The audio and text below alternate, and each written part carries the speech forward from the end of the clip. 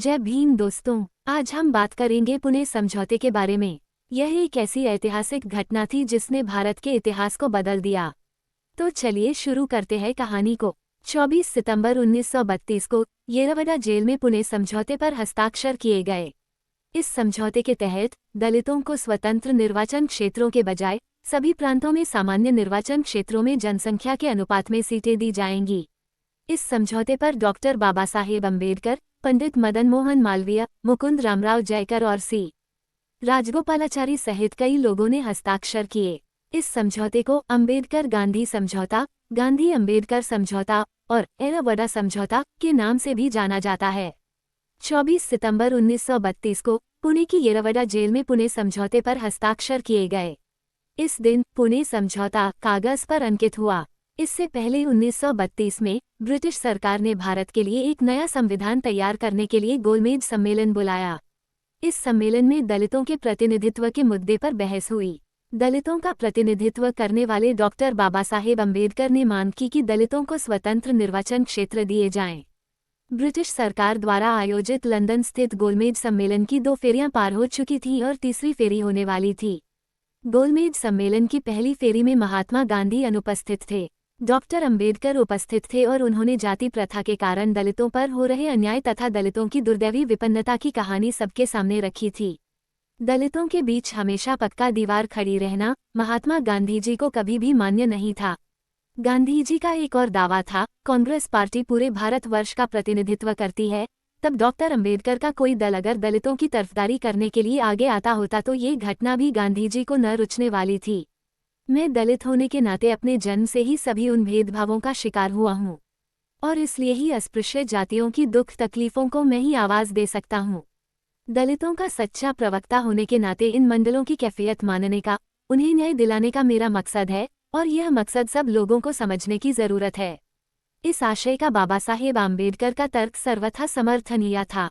इसलिए उन्हें विश्वास था कि दलितों के अधिकारों और न्याय के लिए सबसे अच्छा व्यक्ति दलित ही हो सकता है। उन्होंने कहा कि दलितों के लिए एक अलग प्रतिनिधित्व संवैधानिक रूप से आवश्यक है। डॉक्टर बाबा साहेब अम्बेडकर एक बुद्धिमान दलित युवक थे जिन्होंने हाल ही में 40 साल की उम्र पार की थी। वो एक प्रतिष्ठित वृद्ध नेता महात्मा गांधी को चुनौती दे रहे थे। ये दृश्य अनोखा था। स्वाभाविक रूप से भारत में डॉक्टर अम्बेडकर के विरोध में नाराजगी फैल गई। महात्मा गांधी भी अन्न त्याग करने के लिए तैयार हो गए। गांधी जी को ब्रिटिश सरकार का दलितों के लिए एक अलग निर्वाचक मंडल बनाने का प्रस्ताव बिल्कुल भी पसंद नहीं था। इसलिए उन्होंने ब्रिटिश सरकार से दलितों के लिए एक अलग निर्वाचक मंडल बनाने के प्रस्ताव को रद्द करने की मांग की।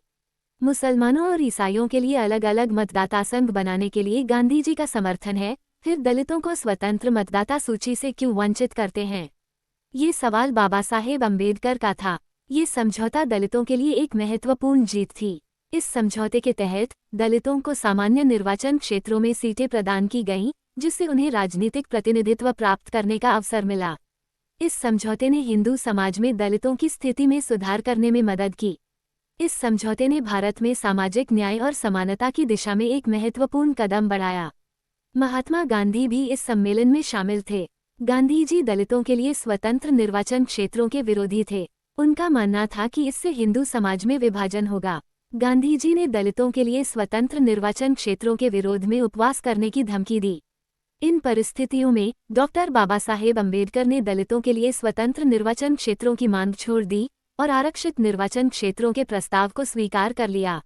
आरक्षित निर्वाचन क्षेत्रों में दलितों को सामान्य निर्वाचन क्षेत्रों की तुलना में अधिक सीटें दी जाती हैं। पूना समझौते के परिणामस्वरूप दलितों को सामान्य निर्वाचन क्षेत्रों में सीटें प्रदान की गईं। इससे दलितों को राजनीतिक प्रतिनिधित्व प्राप्त करने का अवसर मिला। पुणे समझौते ने हिंदू समाज में दलितों की स्थिति में भी सुधार करने में मदद की। तो दोस्तों, ये थी पुणे समझौते की कहानी। यह एक ऐसी ऐतिहासिक घटना थी जिसने भारत के इतिहास को बदल दिया। हम ऐसे ही किस्से कहानियां लाते रहेंगे। आप हमसे जुड़े रहे। अपने इस साथी को सपोर्ट करने के लिए चैनल को सब्सक्राइब कीजिए और वीडियो को लाइक। धन्यवाद। जय भीम।